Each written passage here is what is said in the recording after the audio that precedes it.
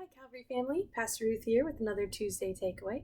We had a great time this past Sunday celebrating mothers, and we had a huge emphasis on prayer this past Sunday. We talked about Daniel in the lion's den, and it was really awesome for me to get to share that story with our students, and then to go home and listen to Pastor Dan share with the rest of the church. And it was such a good reminder about the power of prayer.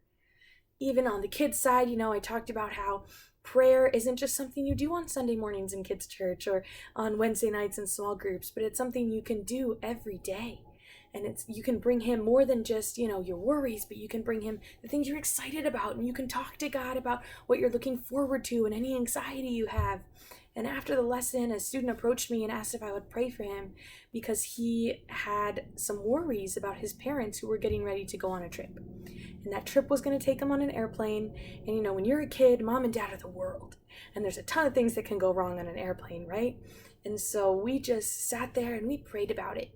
And it was awesome getting to look the student in the eye and tell them, prayer isn't just something that you can do right now when you're afraid, but I encouraged him, when you go home and you're thinking about this again and you start to get worried again, pray to God again. He loves to hear our prayers. And the challenge for the students this week was to pray for 5 minutes a day, just 5 minutes, about anything. And I think Daniel's such a great story of that. My favorite part of this story is when, the decree goes out that no one can pray to any other gods or anyone else. It has to be the king. But Daniel didn't go home and stop what he did. He didn't go home and stop his daily life. He continued to pray to the one true God, and he didn't hide it. He opened the windows, he prayed 3 times a day. He was faithful to God, even though he knew there would be consequences. But he trusted God. He trusted that God would honor his faithfulness. And even though he found himself in such a crazy, chaotic situation, dealing with hungry lions, God was faithful to Daniel. And Daniel continued to pray to him and didn't let anything get in the way. And as Pastor Dan was sharing in his message and I was listening to it, it really made me think, when was the last time that prayer was my first response in these difficult situations? When was the last time that I didn't just pray once about a situation and then walk away and try to deal with it in my own time, but I prayed multiple times? Our memory verse for the week is found in Psalm 116, and it says, I love the Lord because he hears my voice and my prayer for mercy.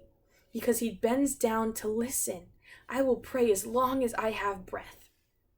When was the last time that could be described about how I approached prayer?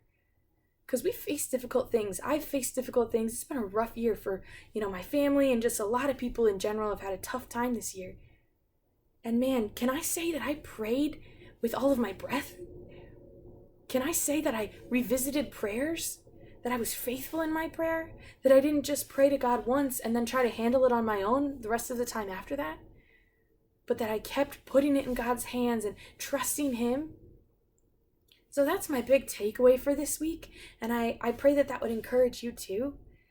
Is not just to do what the students are doing and pray 5 minutes every day. But then when there are really things I'm struggling with, that I don't just try to handle them on my own. That I wouldn't just pray once because it's what you're supposed to do as a Christian and then face the rest of it on my own and not trust God with it. But that I would continue to pray faithfully, that as long as I have breath, I will pray and thank God for what he's doing in these situations. Thank God for the opportunities he's giving me to live out his word. And thank God for the victory that will happen because I trust and believe him. So if you haven't watched the message that was last week on Sunday, I want to encourage you to watch it. It's a great reminder. Prayer is so powerful. And it is powerful when we are young and we're just a student in kids' church. And it is powerful when we are one of the elderly saints who are still, they've been with Jesus for years and years. Prayer is just as powerful. So I want to encourage you guys to pray this week. Do what the students are doing. Pray 5 minutes every day. Take these things before God. Don't just hold on to them on your own, but trust God with your prayers this week.